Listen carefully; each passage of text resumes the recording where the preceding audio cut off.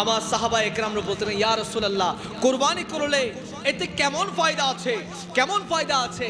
আমার রাসূলুল্লাহ বলতে লাগলেন, এরা আমার সাহাবারা, তোমরা কুরবানি দিচ্ছ, কুরবানি যদি আল্লাহর সন্তুষ্টির জন্য হয়ে থাকে, তাহলে কুরবানির পশুর প্রতিটা পশমের বিনিময়ে আমার রব্বে করিম 10 নেকি করে দান করবেন। সুবহানাল্লাহ।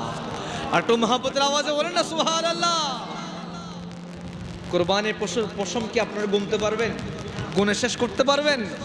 এটার মাধ্যমে আমার রাসূল একখানা উপমা দিয়েছেন, বান্দা আমার উম্মতেরা শুনো, তোমরা যদি আল্লাহর রাস্তায় কোরবানি দাও, আল্লাহর সন্তুষ্টির জন্য কোরবানি দাও, তাহলে ওই আল্লাহ পাক রব্বুল আলামিন তোমার আমলনামার মধ্যে অগণিত সওয়াব দান করবেন। মহব্বতের আওয়াজে বলেন সুবহানাল্লাহ।